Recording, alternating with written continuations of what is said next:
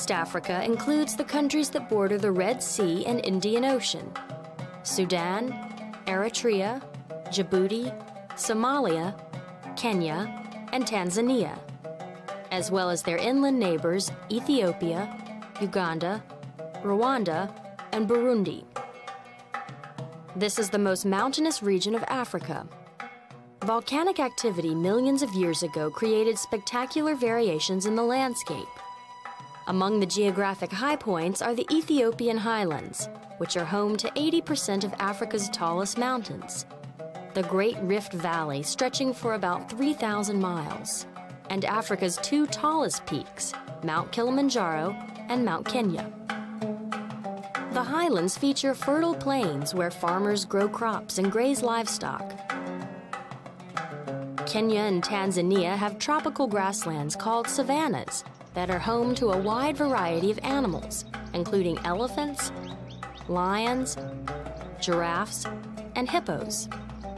The Serengeti National Park in Tanzania is one of the largest wildlife sanctuaries in the world. Tanzania can also boast of two of the most remarkable lakes in East Africa: Lake Natron, named for the salt deposits found there, and Lake Tanganyika, on the border with Congo, the longest freshwater lake in the world. Tanzania, Kenya, and Uganda border Lake Victoria, the world's second largest freshwater lake and the main source of the Nile River. The majority of people in East Africa live in rural areas and they farm or raise cattle. Some, like the Maasai in Tanzania and Kenya, are still nomadic cattle herders, living as their ancestors did. In contrast, you'll find Western clothing and modern businesses in the region's largest cities of Addis Ababa, Ethiopia, and Nairobi, Kenya. East Africans practice Christianity and Islam, and many speak Swahili.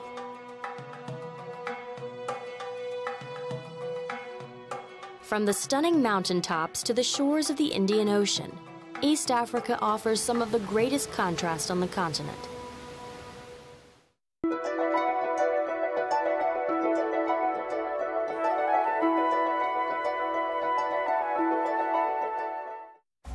Somalia lies on what is called the Horn of Africa, bounded on the north by the Gulf of Aden and on the east by the Indian Ocean. To the west lie Kenya and Ethiopia, and to the northwest, Djibouti. Somalia has a dry climate and a semi-desert landscape covered in thorn bushes. The capital is Mogadishu, Somalia's largest city and major port, located just north of the equator on the Indian Ocean. Most Somali people are Muslim, and about half the population live a nomadic lifestyle.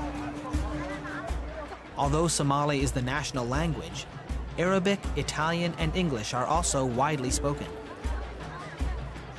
Somalia has been battered by civil war for more than 10 years as rival clans and dissident factions fight for control of the country. In 1992, the war coincided with the worst African drought in a century.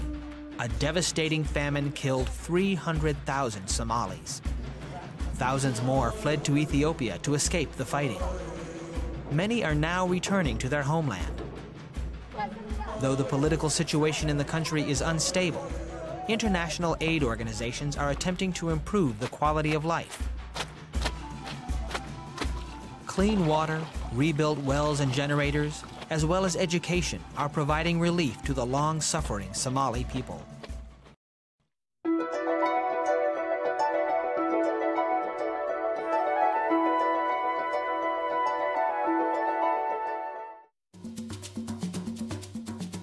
Uganda is a landlocked country in East Africa. It is bordered by Sudan to the north, Kenya to the east, Tanzania and Rwanda to the south, and the Democratic Republic of the Congo to the west. Uganda's capital city, Kampala, is built around 7 hills near Lake Victoria, the largest lake in Africa. To the southwest lies the Bwindi Impenetrable National Park, well known for its variety of wildlife. Many types of birds and butterflies make their home in the dense jungle. But the park's best-known residents are the mountain gorillas. Uganda is home to half of the world's population of mountain gorillas, the largest and rarest of the 3 gorilla subspecies. The latest census puts the total number of mountain gorillas in the world at less than 700. Years of poaching and habitat destruction have brought the primates to the brink of extinction. Mountain gorillas are shy, and they fight only when threatened.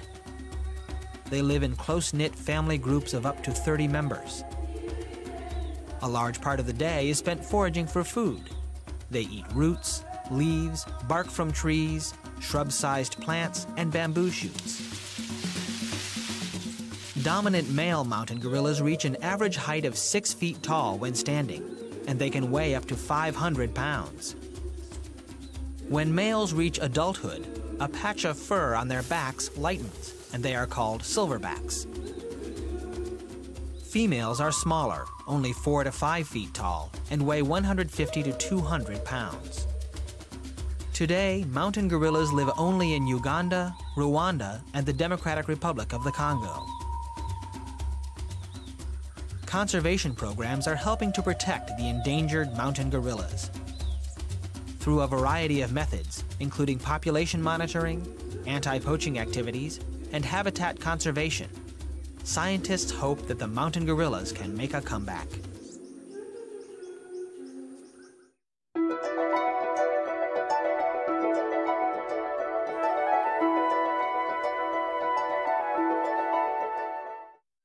Ethiopia is a country in northeastern Africa, almost twice the size of Texas. Ethiopia is bordered by Eritrea, Sudan, Kenya, Djibouti, and Somalia. This country is one of the oldest in the world. It is also the place that 11-year-old Asbeth calls home. Like many people in this country, Asbeth and her family are farmers. The family is lucky to live in the Rift Valley, Ethiopia's most fertile area. Here, they plant coffee, sugarcane, and potatoes, and herd the family's cattle.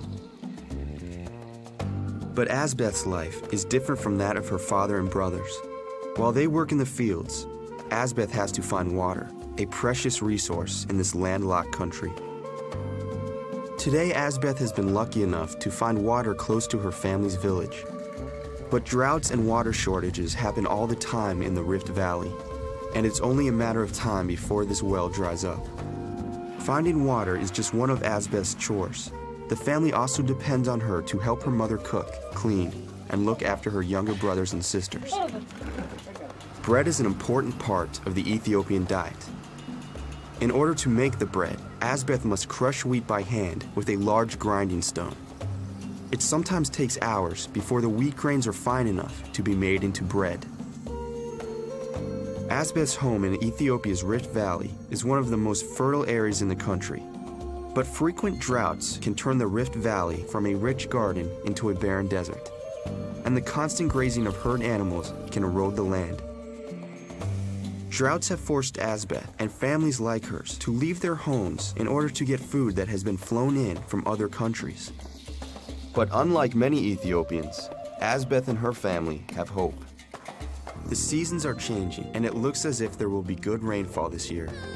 And with rations and foreign food aid, the family will have enough food to last until next harvest. Asbeth's family will depend on her work until she is married. Then she'll have to make a life for her new family. But for today, she and other girls like her carry on as they have for generations in Ethiopia's fertile Rift Valley.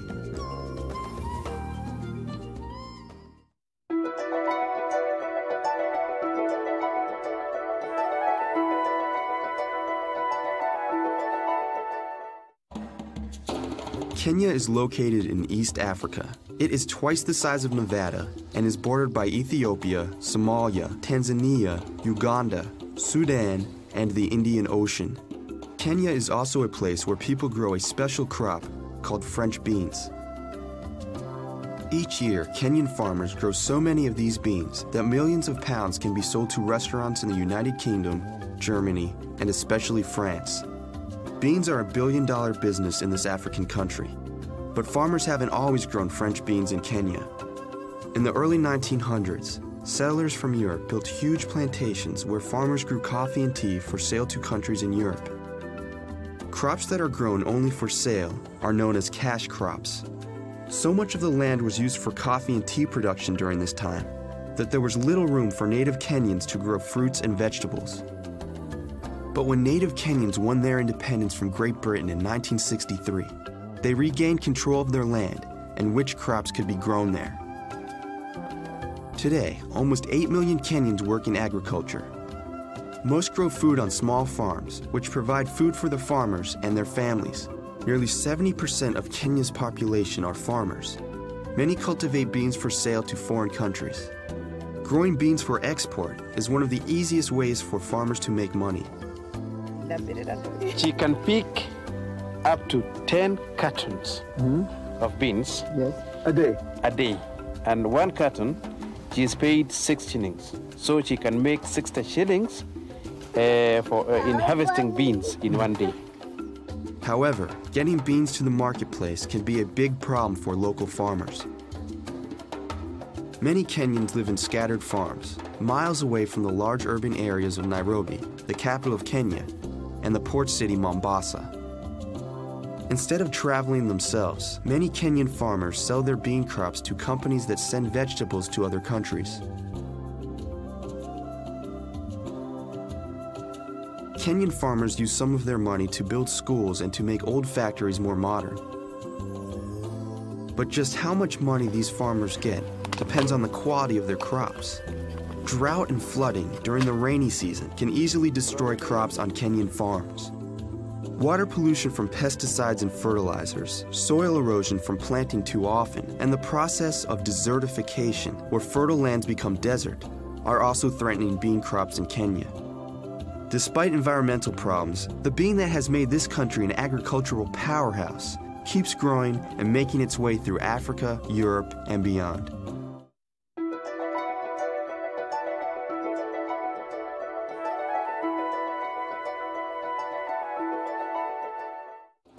The United Republic of Tanzania is located in eastern Africa and is bordered by Mozambique, Malawi, Zambia, the Democratic Republic of the Congo, Burundi, Rwanda, Uganda, Kenya, and the Indian Ocean. Tanzania is slightly larger than twice the size of California and is home to more than 37 million people. The northern border of Tanzania is dominated by Lake Victoria. Lake Victoria is the second largest freshwater lake in the world. It's also one of the main sources of water for the Nile River. Because only 4% of Tanzania's land is usable for farming, Lake Victoria is an important source of food and money for the people who live here. About 30 million people in Tanzania, Uganda, and Kenya make their living off of the lake. Fish are plentiful, and some 50,000 fishermen operate on the Tanzanian side of the lake. Their primary catch is Nile perch. Despite its name, the Nile perch is not a native species here. It was introduced in the late 1950s. The Nile perch is a hungry predator that feeds mainly on smaller fish and can grow up to 6 feet long and weigh up to 300 pounds. While the perch in Lake Victoria are generally much smaller, they make up about 80% of each day's catch. A decade ago, the Nile perch were only caught to feed Tanzanians. Today, Nile perch fishing is big business, and the fish are in high demand overseas. Before they can be sold, the fish must be gutted, sorted, and dried in the sun so that they can be transported in the tropical heat. Many local people have formed market trading collectives that run the fish markets and oversee daily deliveries. Although the perch have benefited the fishermen and exporters, many others fear that the perch and the fishing industry that has been built around them may be doing more harm than good. Hundreds of native species in the lake have been killed off by the perch. And the perch themselves are getting smaller because they are running out of food. Also, as more fishing companies and people move to the area, they are removing the vegetation around the lake and further damaging the environment. But for the present, the lake is still a vital resource for the livelihood of the local people. If they can make sure that it stays healthy, the people of Tanzania will be able to keep making a living off of Lake Victoria.